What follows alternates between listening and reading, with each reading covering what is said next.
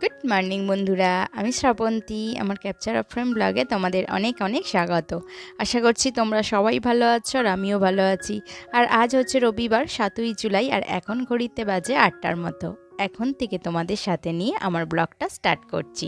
আশা করছি তোমাদের ভালো লাগবে। জানি ব্লগটা দিতে অনেকটা দেরি হয়ে গেল। পারিবারিক কিছু সমস্যার কারণে আমার ব্লগ রেডি ছিল, কিন্তু এডিট করতে পারছিলাম না। আর সমস্ত রকম মানে পারিবারিক সেই সমস্যার কথা তোমাদের সামনে তুলেও ধরতে পারবো না। তো যাই হোক, অনেকটা লেট হয়ে গেছে। আশা করছি যে আজ থেকে আমি ঠিকঠাক টাইমে যথারীতি ব্লগ দেওয়ার চেষ্টা করব। তো চলো। এও মোটামুটি ঘুম থেকে উঠে পড়েছে। তো যাই হোক, ও একটু ঘুম থেকে ওঠার পর আবার একটুখানি শোবে। তো একটু মানে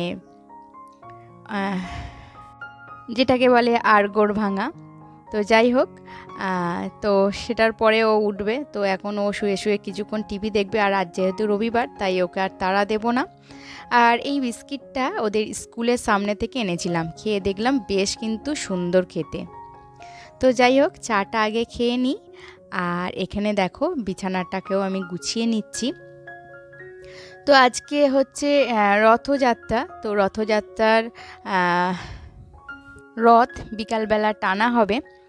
আর সবাইকে জানাই শুভ রথযাত্রা। সবাইয়ের রথ ভালো কাটুক, আর সবাই রথ দেখতে বেরিয়েও। তো যাই হোক, এখানে তোমাদের সঙ্গে কথা বলতে বলতে আমি বিছানাটাকে ভালো করে ঝেড়ে নিলাম। তো হালকাভাবে একটু ঝাড়পোছ করে নিচ্ছি, যথারীতি যেদিন মানে প্রত্যেক দিনই এটা করে থাকি। যেদিন যেরকম সময় থাকে সেই দিন সেইভাবে করে থাকি। হালকা ঝাড়পোছের পর বালিশগুলো যে যার জায়গা মতো রেখে দিলাম। আর এদিকে টি টেবিলটাও ভালো করে গুছিয়ে নিচ্ছি।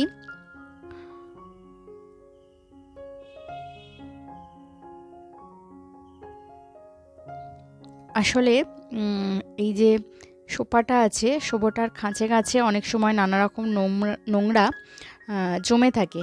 তো সেইগুলোই একটু টেনে ভালো করে পরিষ্কার করে দিচ্ছি। আর তারপরে কুশনগুলো যেভাবে রাখার সেভাবে রেখে দেব। আর একটু কভারটা একটু হালকাভাবে মুছে নেব, জাস্ট এইটুকুই। যেহেতু আজকে রবিবার, সেহেতু আজকে একটু কাজের তাড়াহুড়ো আছে, রান্নার তাড়াহুড়ো আছে, সবাই বাড়িতে থাকবে। তো সেই জন্য হালকাভাবে একটু ঝাড়পোছ করে নিলাম। আর আজকে বাজার থেকে বেশ কিছু ফল নেওয়া হয়েছে। আর রবিবারে আমাদের মাছ মাংস দুটোই বাজার হয়।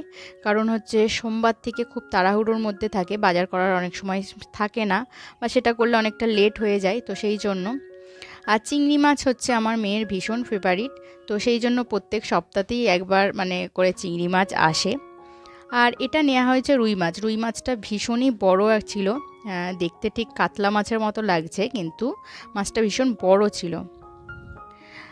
আর আজ যেহেতু রবিবার, সেই জন্য আদা রসুনের পেস্টটা আমি একদিনেই করে রাখি। মানে সারা সপ্তাহ আদা রসুন যা লাগে আমি একদিনে পেস্ট করে রাখি।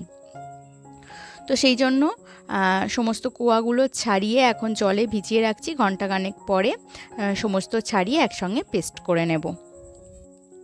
আদাটাকেও জলে ভিজিয়ে দিলাম, এটাও তাড়াতাড়ি খোসাটা ছেড়ে যাবে। তো সমস্ত কিছু এখন ভেজানো থাক।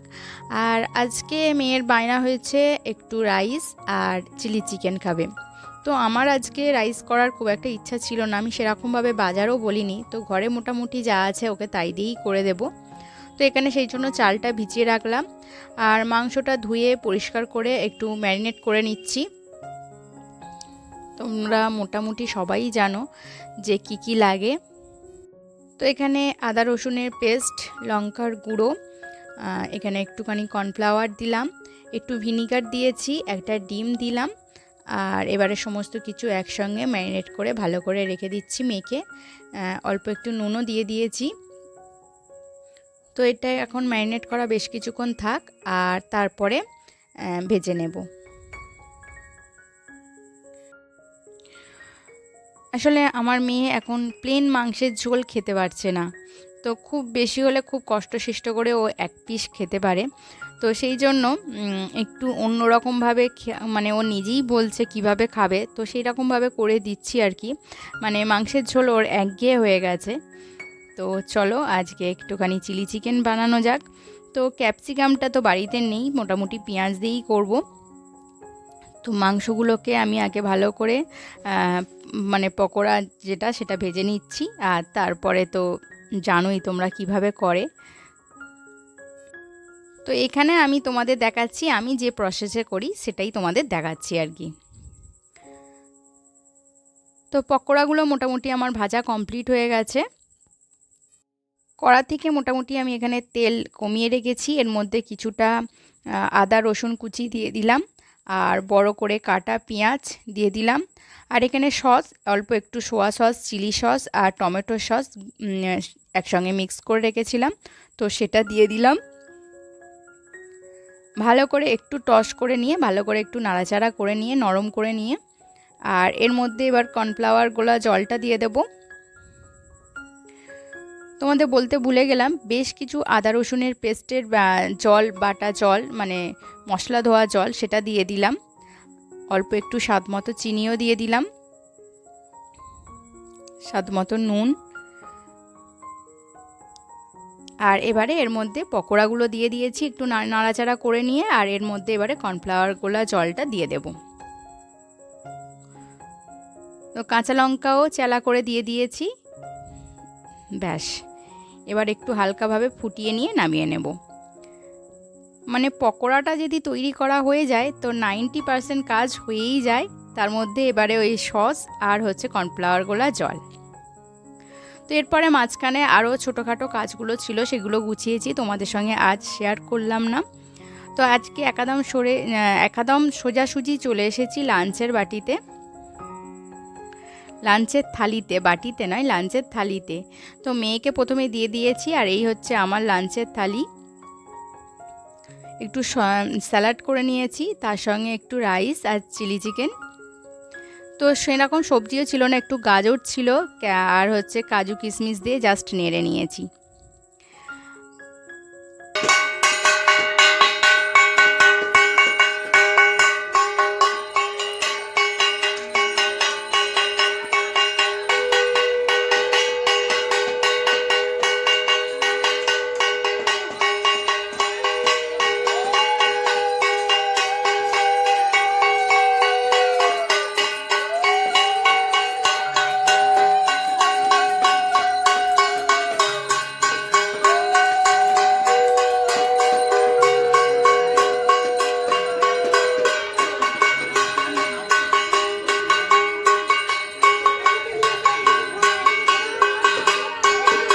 পরে তোমাদের সঙ্গে দেখা হচ্ছে একেবারে বিকালবেলা, এখন প্রায় 5টা থেকে 5:30টার মতো হবে।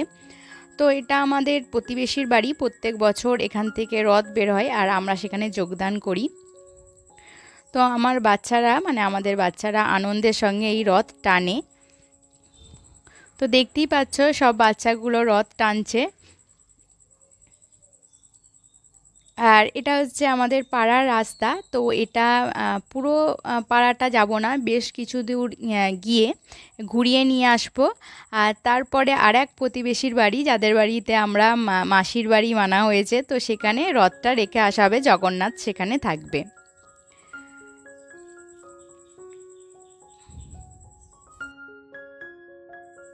তো এই কোন ছোটোবেলায় বাবার সঙ্গে রথ দেখতে যেতাম আর কি, মা যেত না, খুব ভিড় হতো বলে। বাবার হাত ধরে আমি আর আমার ভাই যেতাম। আর এখন তো মানে আমার মেয়েকে নিয়ে যেতে হয়। প্রচণ্ড রথে ভিড় হয়, মানে আমাদের যে জায়গাটায় রথ, তো সেই জায়গাটায় প্রচণ্ড ভিড় হয়। তো মেয়েকে বলছিলাম যে যেতে হবে না, কিন্তু ও তো ছাড়ার পাত্রী নয়, তো ওকে তো নিয়ে যেতেই হবে, কারণ ওর বন্ধু বান্ধবরাও যাবে। তো বললাম ঠিক আছে চলো এখন রথ টানা যাক, আর পরে বিকালবেলার পরে যখন সন্ধেবেলা হবে তখন যাওয়া যাবে।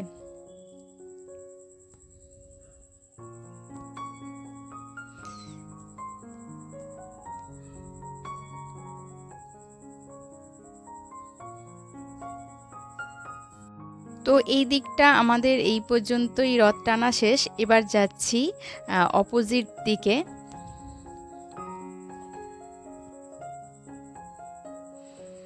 কিছুই নয়, জাস্ট বাচ্চাদের একটু আনন্দ, ও নিজেরাও একটু আনন্দ উপভোগ করার জন্য, তার সাথে বাচ্চারাও।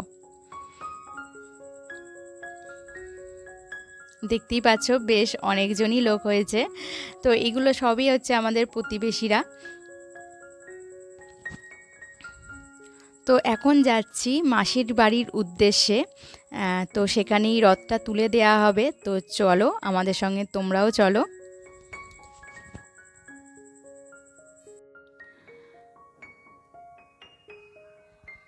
তো মাসির বাড়ি পৌঁছে গেছি, এই যে মাসির বাড়ির গেট, আমরা ঢুকেও গেছি।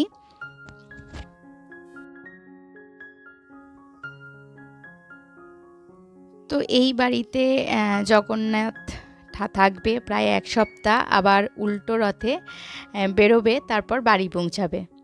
তো এই যে মাসি ঘরের মধ্যে জগন্নাথকে নিয়ে চলে যাচ্ছে।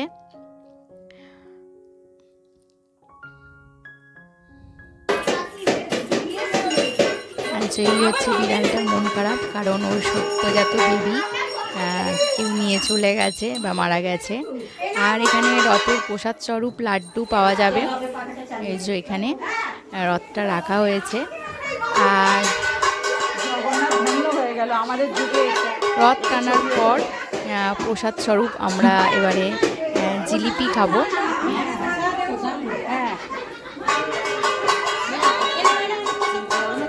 লাড্ডু খাওয়ার পর মাসির বাড়ি থেকে লাড্ডু খেয়ে এলাম। আর তারপরে মেন জগন্নাথের বাড়ি থেকে পেলাম জিলিপি। কি দিয়েছে একবার দেখিয়ে দিই।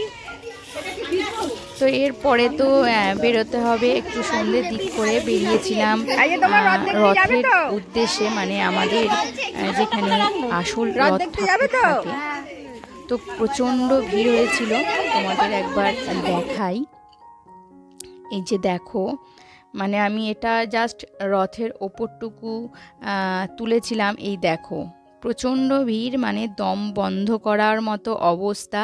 তো মেয়েকে এক পাক ঘুরিয়ে নিয়ে তো এখানে ওর কিছু কেনার ছিল খেলনা, তো সেটা কিনেই বাড়ি চলে এসেছি। আর জাস্ট একটা রাইড ওকে চড়িয়েছি। তো বন্ধুরা, আজকের ভিডিও এখানেই শেষ করছি। এই যে এই খেলনাটা ও কিনেছে।